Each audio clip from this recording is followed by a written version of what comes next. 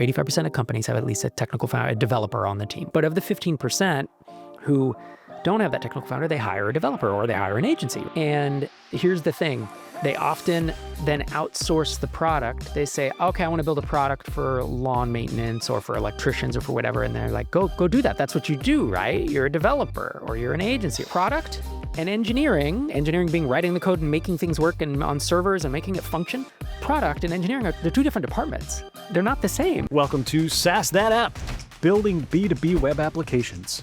The podcast where we share real-world stories, practical advice, and tech insights for those building or thinking about starting a tech-enabled business. I'm your co-host, Aaron Marchbanks. And I'm Justin Edwards. Each week we bring you the stories, strategies, and insights you need to build your SaaS or tech-enabled business smarter, not harder. Let's dive right in.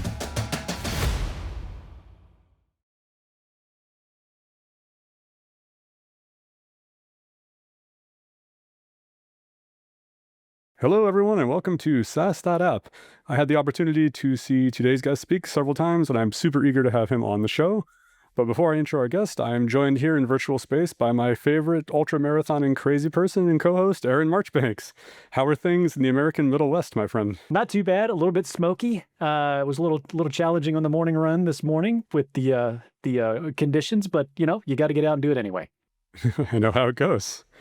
All right. Well, our guest today is Rob Walling. Rob has published 5 books, founded 6 companies, invested in more than 200 startups via his accelerator. He's also the host of the very successful Startups for the Rest of Us podcast. Alongside his vast experience starting and scaling his own companies, Rob organizes MicroConf, which is a community for SaaS founders, and runs the TinySeed Startup Accelerator, which injects both money and expertise into wonderful businesses that aren't necessarily a great fit for the traditional VC model. It is my great honor to say, Rob, welcome to the pod.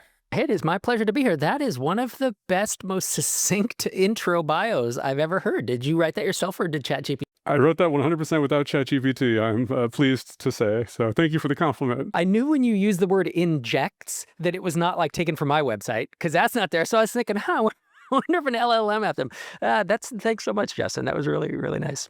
Well, thanks. I appreciate it. Well, to kick us off, can you let anyone who is not familiar with you know a little bit of kind of your journey and how you got started and how we got to now? Yeah, sure. So I came out of college and I was a construction worker. I was an electrician.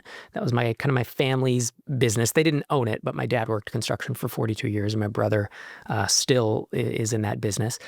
And I really didn't enjoy it. It's a not fun business. If you want to do, in my opinion, as someone who grew up that, you can always make fun of your own family, but don't make fun of the other. Like construction just wasn't what I wanted to do. It wasn't the people I wanted to be around and it wasn't that interesting. So I was heading to the library nights and weekends. I taught myself Perl and HTML and ASP.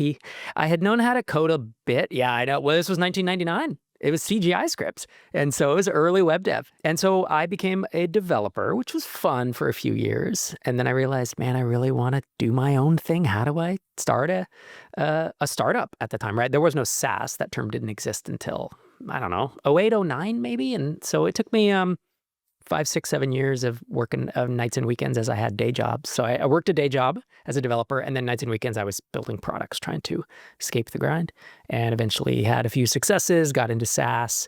My big swan song, I'll say, in SaaS was building and selling drip, and I built that from 2012 to 2016 and sold it then. So, and then, moving forward, had a podcast, have a community, and that's kind of become my focus these days. Because it turns out sometimes talking on YouTube and doing podcasting is more fun than actually running a SaaS company. Sometimes. Who would have thought? Sometimes. Depends on the day. I'll tell you that's why I'm here if you promise not to tell my boss. Yeah, exactly. So. Yeah, he's not going to listen to this at all, Justin. No worries. Yeah. All right, cool. That's awesome. I know that you work with aspiring SaaS founders. You invest in a lot of SaaSes, and you have seen a lot of mistakes and pitfalls and plateaus and things that kind of interrupt people as they're coming along the path. So like, what are some of those pitfalls and mistakes, especially for folks who are like super early on in ideating, or maybe they've gotten like their first little traction in product market fit? Yeah, I mean, there's a lot, right? There's a lot of ways to do it wrong. There are a few ways to do it right, and there are a lot of ways to do it wrong. So I think a lot of the most common things I see are people going about building, putting a lot of money, time, effort, energy into building something that they believe the world needs, that they just haven't talked to anyone about, haven't done any type of validation. And I can put validation in quotes. It's like, I've heard people say, well, you can't validate anything. Like, validation is worthless because I went and validated and then no one bought it. And it's like, validation is not a one-to-one. It's not 100%. You cannot validate an idea 100%. It never happens.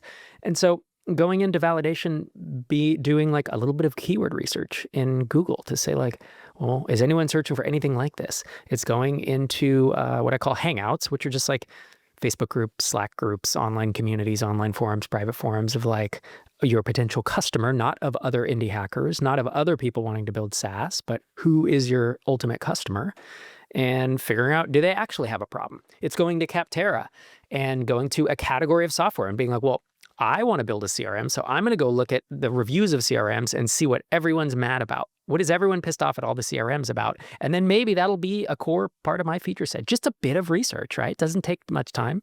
And then starting to market and getting in a few conversations before you really get in and launch and build things. Like that's how I would do it these days. I mean, that's how I did Drip. Now, Drip was my last startup. It wasn't foolproof. I still launched and hit a plateau, and the validation wasn't 100%, but I knew at least a few people needed it. Because I do hear folks say, well, I need this, so therefore it's validated. And it's like, no, you validated that you will sell one copy to yourself. That's what you validated. Everything else is a hunch. So that might be the biggest early stage mistake. With Drip, what were some of the things you identified as kind of a gap in the marketplace, or like based off the validation and questions you were asking, what did you decide to like start with? Yeah. So what happened is I had a prior SaaS app and this is 2011, 2012. And all I wanted, gentlemen, was a very simple JavaScript pop-up widget. I wanted to drop just one line of JavaScript, and I wanted when you hit the website for it to be like, bing, subscribe to our email address, download this free ebook to blah, blah, blah. And I wanted that across all 200 pages of this SaaS apps marketing website.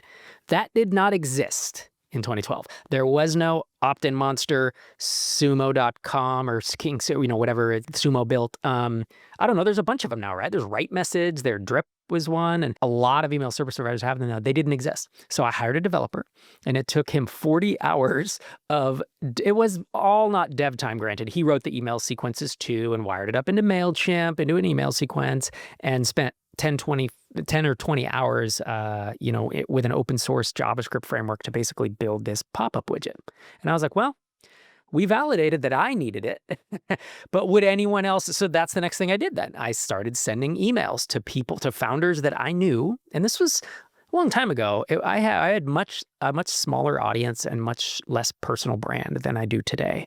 But I emailed some founders that I knew and said, hey, if I built it, like, do you have this problem? Like, do you want to capture emails across your whole site and control it from one place and pump them into email sequences? And people were like, generally, yeah. So I think I sent 17 emails, and I got like 10 or 11 who were like, I would be willing to try that. And if it works, would I pay $50 a month for the whole shebang? Yeah, probably. And that to me was enough. I was trying to get to 10 yeses. And did all 10 of those buy or 11 of those buy? They actually didn't. 5 of them in the end became customers. So this is what I'm saying. The validation was not 100%. And in fact, I built up a big email launch list, right? Because I was clamoring and talking about it and doing my Rob marketing thing.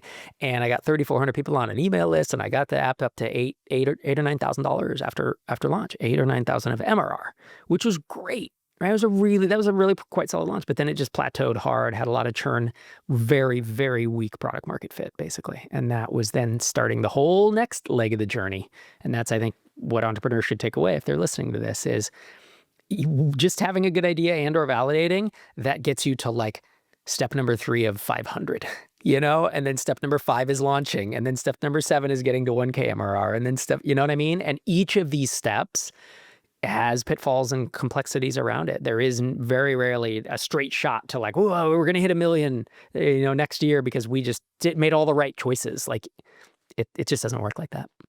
Yeah, and in the SaaS playbook, you kind of talk about this notion of mastermind groups and peer support. Is that kind of the validation process feels a lot like the very early stages of building your mastermind group? Is that kind of the natural arc of things, or? Expand on that, because a mastermind group is like a peer group of friends who are supporting you, right?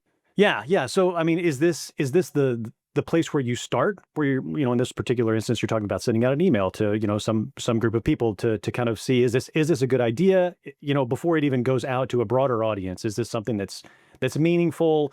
And then what kind of criteria do you use for building up those groups? Right. No, that's a good point. So I wouldn't actually equate your mastermind group with this step usually, not unless the people, because I'm in mastermind groups with other SaaS founders. And if other SaaS founders are your ideal customer, then maybe you could ask folks in your mastermind. But most SaaS that's built, the end customer of that is not a SaaS founder. The end customer is the owner of a dry cleaner or the owner of a construction firm or the owner of, you know what I mean? So you have to go out to them. Now, you might have someone like that in your network. If I was going to start SaaS in the early 2000s, it probably would have been for electrical construction because that was my family, like I said, my family business. Again, they didn't own it, but I had big network experience, all of that. So I at least could have had conversations. You can do this cold. You can do it with a landing page, driving traffic, taking out ads, going and talking about it on Reddit and in Facebook groups and this and that. It's better if you have some type of warm network or warm reach so that people will at least give you an honest answer. And that's what you want to ask for, is an honest answer, right? You don't want the nice answer of, oh yeah, sure, because that's actually it's a false signal. It's a problem. And does that come a lot of times with asking for a payment or asking for a credit card, or is that something you recommend? Okay. It depends. I've seen it done all the ways. I did not ask for payment or a credit card. I've seen people say, write me a check and I won't cash it until you're ready. Write me a check for the first 3 months or 6 months and I won't cash it. I have seen, so I run TinySeed. I think you mentioned it, the startup accelerator for B2B SaaS founders. And we have a company in there called Senior Place, and they took prepayment and cashed the check. And they said they would refund it if they didn't ship their app. And I don't remember, that it was prepayment for like 6 months, or I don't think it was a year, but so they've done that. I've totally seen credit card thing to put down. If I would have done it, it probably would have been $50 a month for 3 months, put down $150. That's a signal. For me, since everybody knew me and knew I would deliver it, I think I would have gotten a lot of people who paid that $150 and then maybe didn't really need it. There is a curse of the audience or a curse of a warm network where they want to be nice and do you a favor. So I could see it both ways. I've never taken prepayment myself, but I have, there are definitely people out there who do it. So you'd mentioned, hitting these various plateaus. I'm curious, how do you help others via TinySeed identify these plateaus, break through the plateaus, or already kind of have your sights set? You're going to hit one, be ready. Here's how you can kind of get past that. Yeah, that's a good question. And so there are 3 reasons that SaaS plateaus before strong product market fit. So they're different. I gotta almost back up. So I have 4 stages of product market fit I have this little framework that I haven't released publicly yet, but it's like no product market fit, early product market fit, weak product market fit, and strong, I think is kind of the 4 that I have. And so until you get up to strong, there's a bunch of reasons why you'll plateau, right? Usually it's like high churn, you can't drive enough traffic, blah, blah, blah. So there's 3 that I've identified. After strong product market fit, there's 7. 7 and only 7. I have literally not found an 8th. I give a talk on it at MicroConf in New Orleans a few months ago and also in Croatia last year. And that talk will be out on our YouTube channel in a few months. And I keep asking when I do the talk, if I've missed one, if you know of a plateau I've not identified, please tell me, because I actually want to add it. I want to have the complete bootstrap B2B SaaS, or not even bootstrapped, it's just B2B SaaS plateau list, because right now I have 7 in this talk. And so obviously we don't have time to go through all 7 here, and folks can go watch the talk when it comes out. It'll be free in next month or 2. But realistically, Aaron, what you called out is the key is to try to predict them. That's the thing. If you can, because it's just a formula, right? It's the new MRR you're adding in every given month on average, and divided by your churn. So if you're adding $3,000 of MRR and you have 5% churn, then it's 3,000 divided by 0.05, which we could do quick math on the internet. I believe that is $60,000 of MRR is where you will. I just did that in my head, so I could be off, but that is 60,000 of MRR. And it's like, well, that's a good business, but you either need to add more MRR or you need to lower your churn, or you will plateau there. And the hardest thing to do is hit a plateau and then get past it. You really want to be thinking ahead. And the way to think ahead about it is, well, what's working today? Can you do more of what's working? Or do you need to add another, channel usually to drive more traffic? Or is it a question of your funnel? Like, is your funnel kind of leaky? Meaning you're not getting a lot of trial signups, or your trials don't convert to paid, or your paid don't stick around and they churn.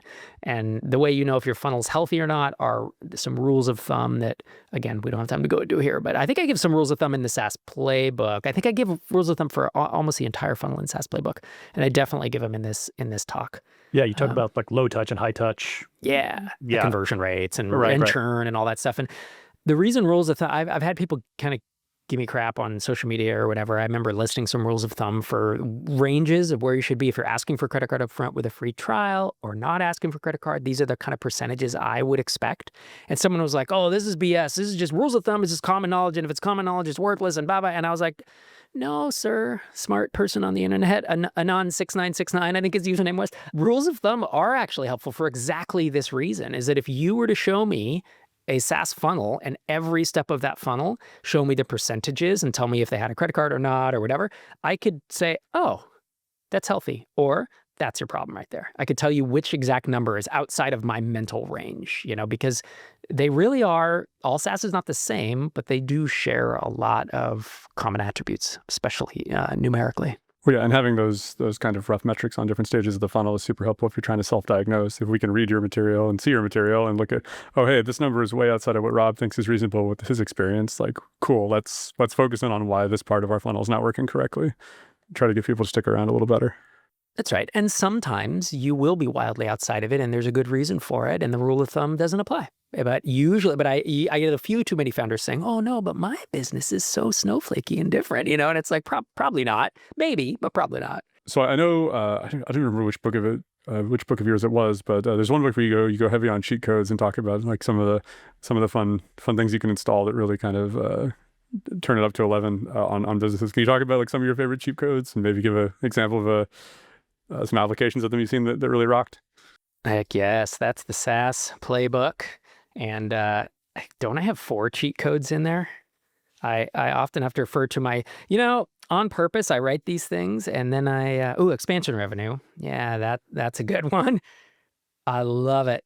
And then, virality, dual funnels. Expansion revenue is probably my favorite. And when I started Drip, which started as just like I told you, that little just the email capture widget, right? Then it turns out no one really needed that. And so it became an email service provider competing with MailChimp. And then it eventually became a marketing automation platform. So it was like MailChimp with automations and stuff. I didn't realize the power of expansion revenue.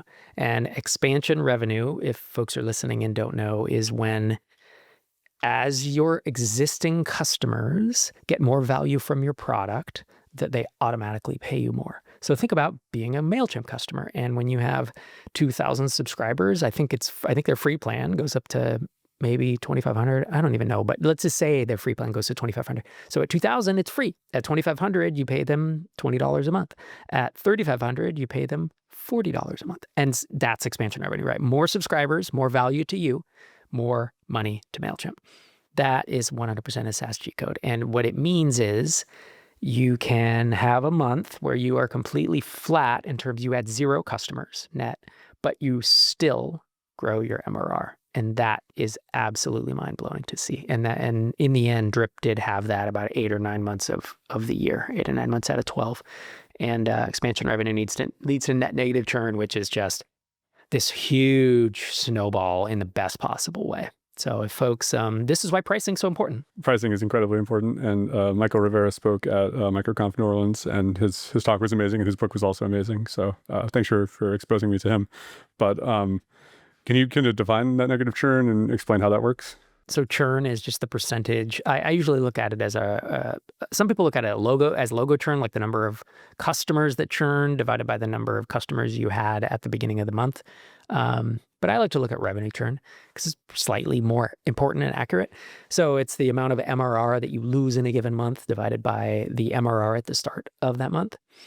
And what happens is if you have your gross churn is like the credit cards that didn't go through, the people that canceled and left. It's all the reasons that, or it's all the folks that are no longer paying you the next month. But then you can also have people who come back and re-sign up, and that it makes your churn negative, like it's negative against that number. And you can have people who you have expansion revenue, like I said, and that will be negative against your churn number. And so if you get your churn low enough where it's like, oh, I'm only churning 2 or 3% gross per month, but then you get that expansion revenue of 2.1 or 3.1%, you can literally have a negative churn of 0.1 or, whatever percent.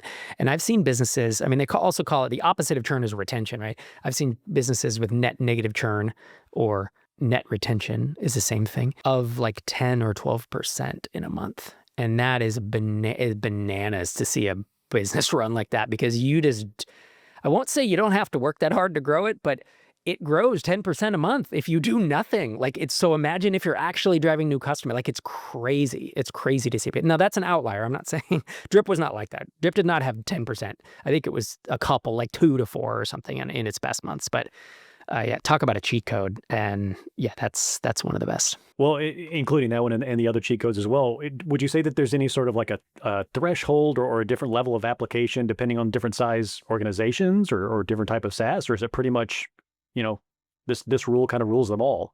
I think each of these cheat codes, because there's virality, there's expansion revenue. I actually forget what my third one was. I do have 4 in that book. I think virality is not possible in all SaaS businesses. It just isn't. There are certain types that aren't super, what the word I'm looking for? Conducive. They just aren't super conducive to it. Net negative churn or expansion revenue is also not possible in all SaaS companies. I've seen, because there are some pricing structures where the best one and the one that works it doesn't have that value metric like subscribers that count up. It more has feature gating, right? Where it's like, well, the cheap plan has these features and the middle plan has the big one, and the more has more features, or the bigger one has more features. Those are notoriously poor at expansion revenue, but sometimes it's the right choice. It's just the optimal choice. And so, and then the other one I have is the other SaaS cheat code is dual funnels, where you have a low priced funnel and it's self-serve, and then you have a higher price kind of enterprise funnel and it's $2,000, $3,000, $5,000 a month. And you have both of those is quite powerful. And we can go into that or not if you want to, but each of these is, I'll say, awesome and desirable, but they are not available for all SaaS companies. It just depends on your pricing and your customer type. If you're there is no net negative churn if you're catering to consumers or prosumers. You'll know, because your churn will always be super high, right? So the higher the price point and the more sticky your app is, meaning usually it's like someone's running their entire business on it. I often call it if you're an operating system for a business, meaning hey, the gyms and martial arts dojos that use you, everything is there, then you're going to probably have net negative churn. But if you're a nice little utility that converts a PDF into a JPEG or something, it's do they really need that? You're not going to have net negative churn. Yeah, and it seems like they might also lean one toward the other between a low touch and a high touch sort of a funnel. I would think that especially early on, there might not be resources or staffing or really inclination to try to support both of those funnels simultaneously. It's quite possible. Yep. As well as virality and the expansion revenue. You don't know that when you start, and you just can't, your numbers are all fuzzy, right? Your numbers are all over the place. You don't have the volume, and you just can't tell. I mean, we interview some companies for TinySeed that are doing 3K, 4K MRR, and we ask their churn, and they're kind of I don't know. It was 12% last month and it's 2% this month because the numbers are so small, and that is just the way it is early on. Or sometimes it's we have 0 churn because we only have 8 customers and each of them's paying us $500 a month and we're at 4,000 MRR, but we have 0 churn, and they won't have 0 churn forever. But at this point, the numbers are small. So you do have to take some of the things I'm saying, it all applies always, but you can't tell early on. Usually you can't really tell you have virality until you have hundreds of customers, and then you start seeing the loop. And I imagine the same caveat would apply if you have a relatively small number of very high dollar customers. And maybe you have $100,000, a month, but you have 10 customers at 10K a month. It's well, I have 10 customers.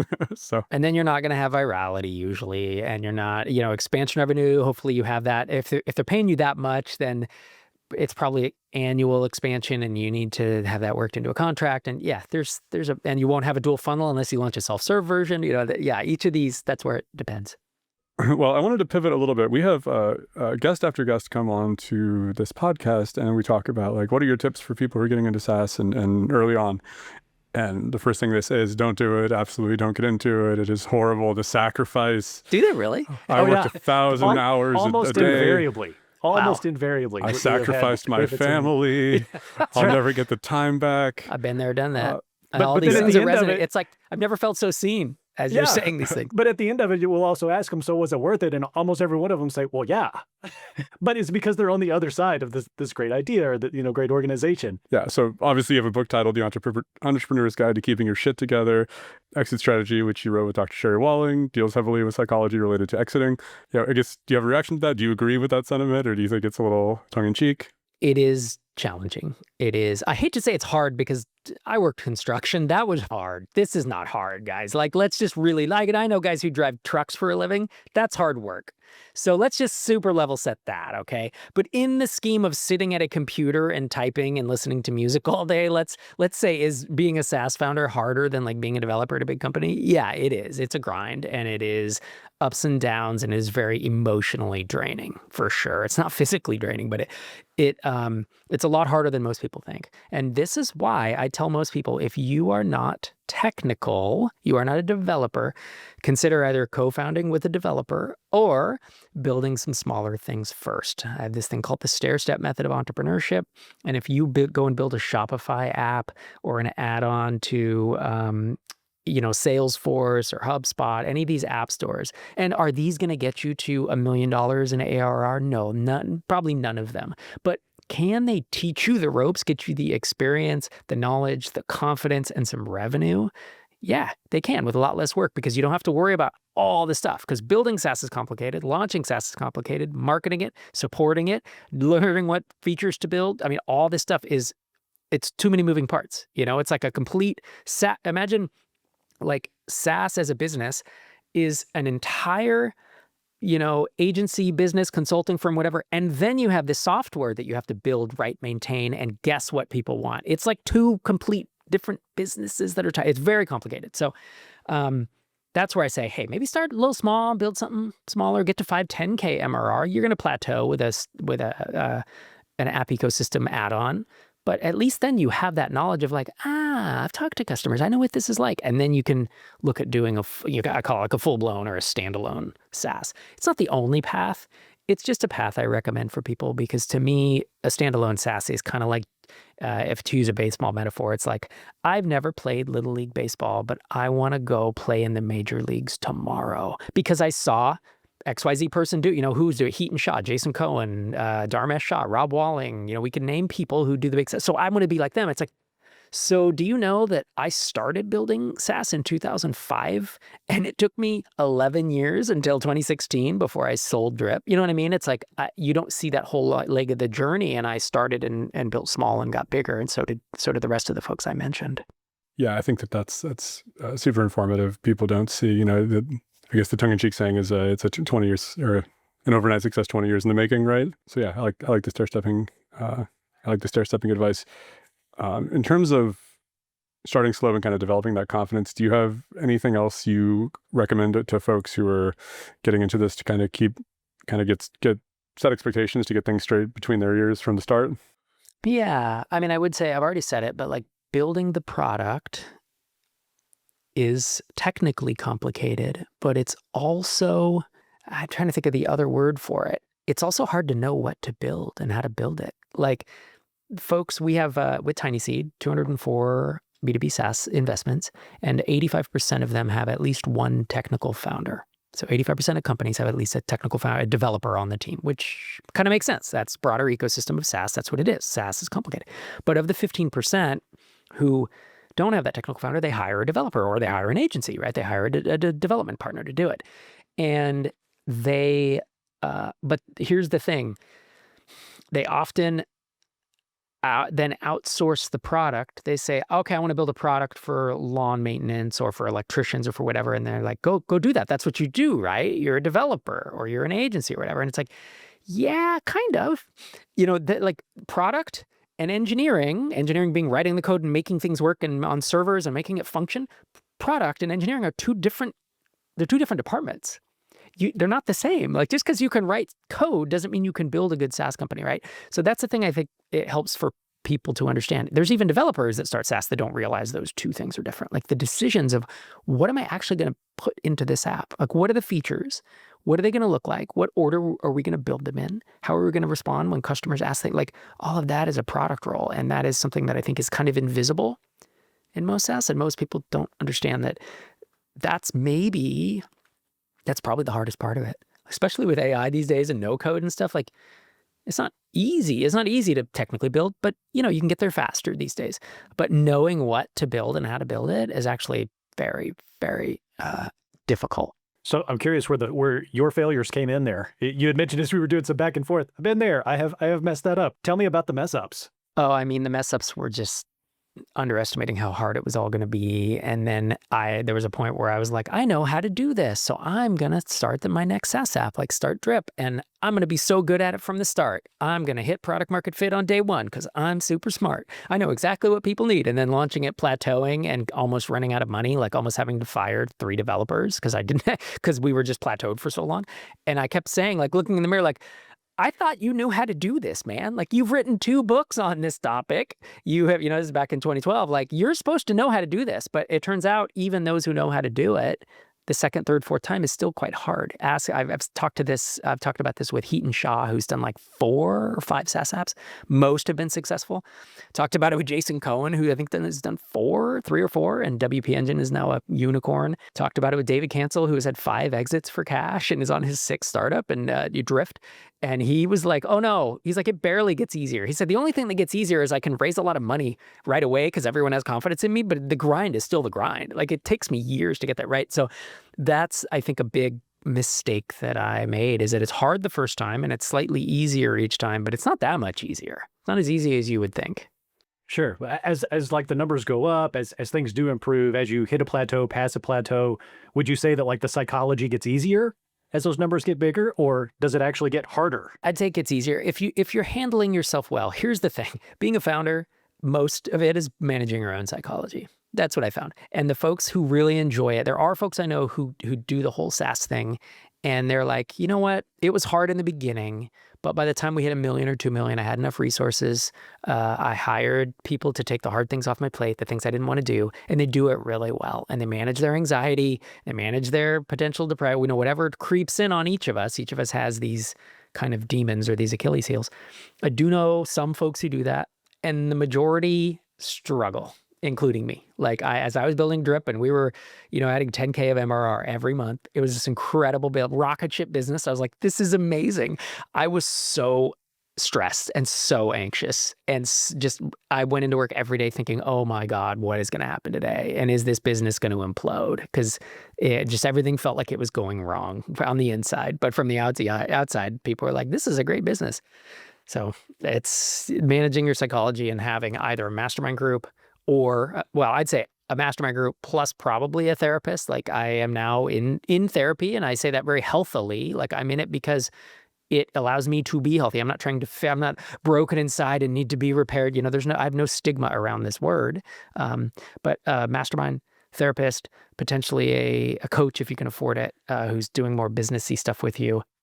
So you have a place to vent and to level set, and so you're not in your own head all the time. Because that's my problem, is I stayed in my own head too much and didn't talk to smart people who could be like, hey, wake up. This is really fun, and this should be fun, and you're actually having the success you've always wanted. Why are you so unhappy? And I see a lot of folks doing that. Yeah.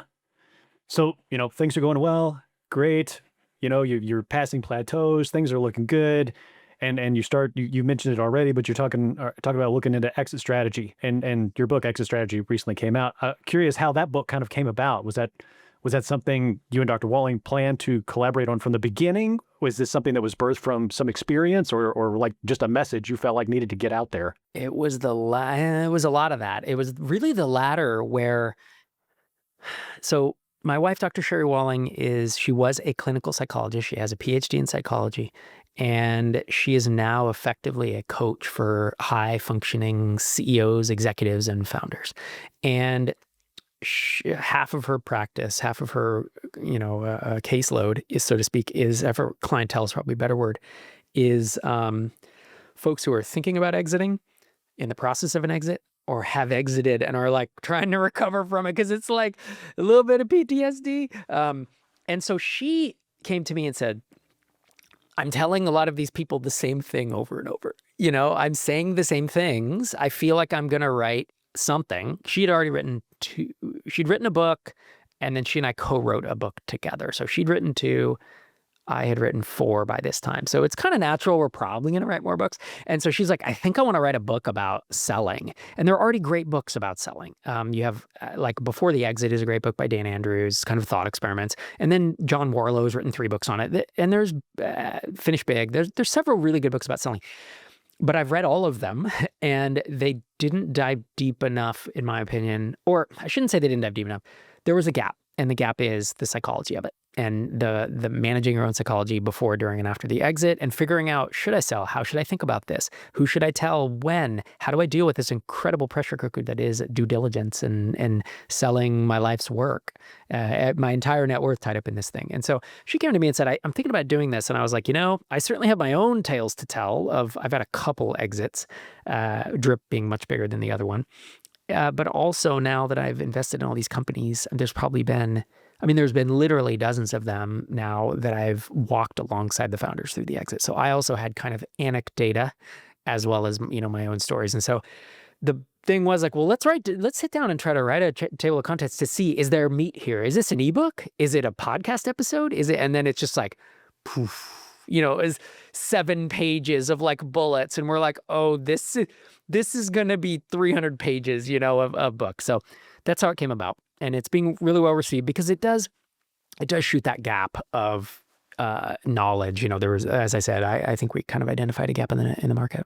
So what would you say is like, okay, you've got 7 pages of bullets, right? So I'm going to ask you to just pull one out of your hat here. But what is like a key one? Can you give us like an example key one? The book is broken into 3 sections. So the first section is before the exit. It's like thinking through whether you should sell or not. Factors that come into play, right? In the middle is going through the exit, and the last one is kind of afterwards and working for the acquirer as well as looking at what to do next. I think there's a really good point, a couple good points in the first section about thinking about when to sell. And we have a whole list of questions. This is probably what I would look at, is a whole list of questions to ask yourself when you're thinking about it. And it's like, why are you selling? Are there internal or external factors? Has your life changed, or has the lives of your loved ones changed? Has the business changed? Have you outgrown the business? Has the business outgrown you? There's all these like pretty in-depth questions along with quotes from, because we didn't just go on our own knowledge. We interviewed, I think, almost 20 folks that have sold. And it's not all SaaS. It's only like, of the 20, maybe like 4 or 5 are SaaS. The rest are brick and mortar and agencies and a trapeze school. And, we tried to make it, to generalize it. And so I think that thought process, because a lot of people think, I'm thinking about selling, but I just have no idea, how do I do this? I have no idea where to start. And we have an entire chapter dedicated to that I think is worthwhile. Is that something that starts, would you say, like for the people who are successful at it, almost said very successful, but successful as you exited and it went well. But is this something that you found people who did it successfully set themselves up for it many years in advance, had some notion earlier on, or maybe in a middle phase somewhere that that's where they were going to go with it? Or are the better approaches to get to a certain point and then have those conversations with yourself? That preparing, it does depend, but I think preparing probably 6 to 12 months before you exit is what I would recommend, at least. I mean, some people think about it for years, and that's okay, as long as it's not stressful or bothering you, of like, I'm agonizing over it for years. Like, don't do that. But it does take, there's an emotional preparation involved. There is a technical bookkeeping, accounting preparation could be involved, of like, my books are kind of messed up. Oh, remember that one Stripe and that PayPal account that we had with that other product in it? It's like all that stuff is a mess. Oh, remember the IP agreements we never sent to that one contractor who wrote a bunch of code on it, right? All of this stuff is going to come up. So that's where, if I were to sit down and do it, and we do talk about it in the book, is like, get your house in order. And that can take 6 or 12 months, because you could maybe crash course and do it in a month or whatever, but you're also trying to run a company during this, so you're doing it alongside that, and doing the mental work and the thinking it through, I think, is important. I know is important, and you don't want to rush that part, because what you don't want to do is sell the business and decide that you regret it. You don't want to do that. It's a one-way door. You're never going to have that business again.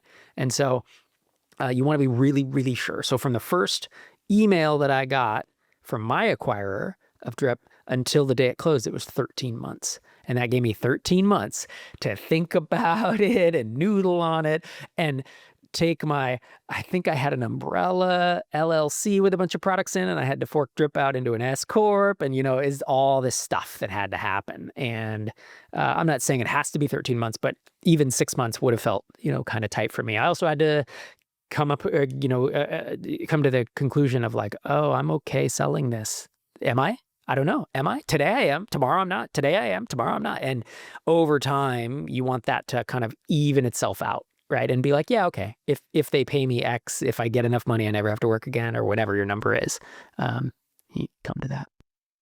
So can you talk a little bit about your selection criteria for TinySeed and anything founders maybe find surprising when they're chatting with you about that?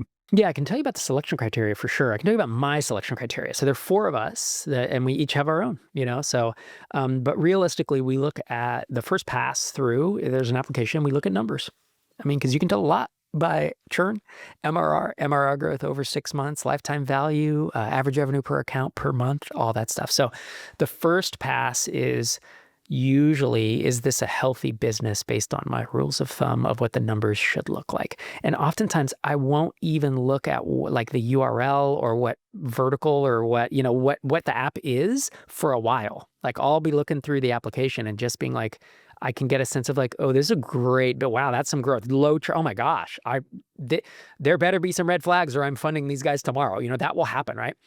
But most businesses are in between. There's somewhere in between, right? There's the amazing, yes, I want to fund those, and that might be just a few, a couple or a few each application process, and we get hundreds and hundreds of applications. We fund right now we're funding about 10 or 12 every 6 months. And then there's a group where I start looking and I'm like, ooh, it's totally flat, or it's declining, or wow, their churn is 22% per month, and then I'm like, yeah, that's not a healthy business. Like, so then I start digging of like, is there a reason for these things that I can maybe overlook, or can we tweak it? Oh, I see they're early. Maybe we can coach them into improving that. But oftentimes it's really hard to fix that. It's not impossible, but it is difficult. And then there's a bunch of in-betweens, where it's like, oh, they're growing a little bit. The churn's okay. It's like 9%. Like, that's not great, but like, I bet we can help them with that. Oh, their pricing's off, but that's totally coachable. Like, pricing's the biggest lever, and I can give advice on that. So that's one of them. That's kind of the criteria. Like, it's numeric, but then it is spaces. I tend to like vertical apps that are going after niches rather than horizontal ones that go after every company in the world. There's a bunch of reasons for that. Usually retention's higher and it's less competition, et cetera, et cetera. Do you have like TAM size criteria for that? And sorry, total addressable market. Yeah, no, we don't. I mean, not really, because we're not traditional venture capitalists, right? Venture capitalists want $1 billion company. If a company sells for $20 million that we've invested in, we all do pretty well. And so what does a TAM need to be to get to 20 million, or not even, 20 million exit price? So what do you need to get to? 3 or 4 million, maybe 5 million tops of actual ARR. So what does my TAM need to be? 10, 20? Like, so I have criteria, but it's not that much. You know what I mean? It's like, yeah, maybe if you're in low 8 figures, TAM, that's small, but like I can work with that. And the other thing is if the business has really good fundamentals, let's say your TAM is tiny, TAM is 5 million, right? And you're doing 10K MRR right now, but the fundamentals are amazing. And we talk to the founders and we're like, these folks are super smart. I bet on the founders. And I will say, my bet is that you will, and I'll tell them in our interview call, we do 20-minute interview and then we decide if we fund them or not. And I will tell them, I'm going to make a bet on you. I think you'll figure this out. Your TAM is too small to get where we need it to. And they usually know that. They always know that, actually. But I'm betting that you're either going to figure out a way to expand the TAM by going into other verticals or something else, ... profit. Like, you'll figure it out. And that does become, we have bet on, in every batch of, 10 or 20 founders we've backed, there's usually 3 or 4 companies where the business is okay, but the founders are awesome, and we make the bet on the founders. That like, we believe they'll make it a great business with our help, with our advice and money and stuff. And then there's 3 or 4 that are amazing businesses, and we're like, these guys are rocket ships. And sometimes we're right, and sometimes we're not on those. Like, we think they are. And then there's a handful that are kind of like bets where we're like, I don't know, these might be flyers, and then there's a handful that are in the middle. So. Yeah, I love the betting on the people part. We've heard that a couple of times, and that seems to be a little bit of a trend of, I support the person, their value system, their approach to business, how they've done things. And I think that that's fantastic. That is a kind of an investment criteria for you. If someone is debating between taking TinySeed style funding or TinySeed specifically funding, or staying solo, maybe bootstrapping for longer, what kind of questions do they need to be asking themselves? Yeah, that's a really good question. So first of all, we fund companies, it's B2B SaaS only, and the low end is about $1,000 of MRR, so they have to at least get there. And our sweet spot is between 1,000 and say 40,000 of MRR. Above that, we have a syndicate and we can help you raise. But if you really want to come into the accelerator program, it is one of the best, if I don't want to claim it's the best, but I kind of think it is, but it's one of the best SaaS accelerators in the world. Period. Like full stop. It is. And we hear this over and over and over. And I built it very intentionally. I don't half-ass anything. And I want, anything I do, I want to be great. So the questions you want to think about are, will money, advice, and community help you get there faster? Do you think that it will? Because we'll invest between 120 and about 120 and 220 US. $120,000 and $220,000, sometimes up to $250,000, but $250,000 was somebody who was doing like $80,000 of MRR. So if you're there, please apply. Can you use that money plus the advice of me and we have 30 or 40 mentors, plus the community now is super, super strong, right? We have 204 companies, very smart, ambitious founders. Do you think that's going to get you there faster? Will that save you 6 months on your journey? Will that save you a year on your journey? And are you willing to give up equity? Right? We buy 10 to 12% equity. Ask yourself that. And if you don't know, then come, sign up for our email list and come to we do like a webinar where we have questions and you can ask us questions about it. Some people don't want to give up any equity. And also, here's the other thing. I should say this. We want companies to get to millions of annual recurring revenue. So if you want a great lifestyle business and you're like, I want to work on 5 different things at once and I want to build them each to 100,000 ARR, or whatever, like that's not a fit for us. We want you to focus on a single thing and we want it to get to at least $1 million of ARR. And if you don't want to, that's cool. I've had businesses like that. They're great, but they're not a fit for TinySeed, right? We want them to get to 1 to 20 million ARR typically, and we want them to sell for between 10 and 50 or 100, 10 and 100 million for exit value. So it's not venture in the traditional sense. Like you don't have to go big. We have folks who grow to a few million and have these great exit multiples and their team never gets bigger than 10 people and they sell. So it's not like you have to go crazy gangbusters. But you do have to be, ambitious, right? If you just want to build a lifestyle business, that's great, but that's not a fit for us. I love that exists somewhere in the middle. We have more VC-focused folks on who are kind of like, these are our criteria, and you've got to have this huge addressable market, and you've got to have a plan to get there in 5 years, and if not, we're going to kill your business trying to get it there. And so I love that there's something that's not complete bootstrapping, but that's also not trying to force people into a model that either they don't want to be in or that their business won't work in. That's why we started it, yeah. It was something I wished it existed when I started Drip. I needed the money, and I didn't have it. I never raised funding. I started 5 bootstrap companies, and I kind of wish, like, bootstrapping is great and you keep control, but it's hard mode. Now that I have raised money for TinySeed and we have this big budget, relatively speaking, I'm like, my gosh, why didn't I raise funding for everything I ever did? And it's like, well, because you couldn't have. You didn't know anybody, Well, we're kind of winding down on time here. I wanted to say, is there anything that we should have asked you about that we didn't that's super important, or anything you want to say to our audience before we close out? Well, I think if they're interested in this topic of like actually growing a SaaS company, and again, whether it's you want to grow a $100,000 a year business or a $5 million a year business, I talk about this stuff in this fashion every week. And I have for 15 years, 780 episodes. Wow. It's hard to believe it sometimes. Startupsfortherestofus.com. And if you're into this show, you'll probably be into that. Rob, it has been just an absolute honor to have you on the pod. We have been talking with Rob Walling, author of The SaaS Playbook, among others, founder, investor, podcaster, microconf organizer, the list goes on and on. Rob, it has just been fantastic to have you here. Where and how are the best ways for folks to connect with you? Yeah. So as I mentioned, the podcast earlier, Startups for the Rest of Us. If folks are more into the YouTube thing, you can head to microconf.com/YouTube. I also release 2 YouTube videos a month that are separate from the podcast. And then I'm on X at Rob Walling. we'll make sure to link up to all that stuff in the description and show notes and all those kinds of things. So thanks so much for being on, Rob. Really appreciate it. It's my pleasure. Justin, thanks so much. Special thanks also, as always, to our listeners. If you like what you're hearing, have ideas for the show, or just want to tell us what's on your mind, throw a review our way and subscribe if you're so inclined. And we will see you all next time on SaaS That App.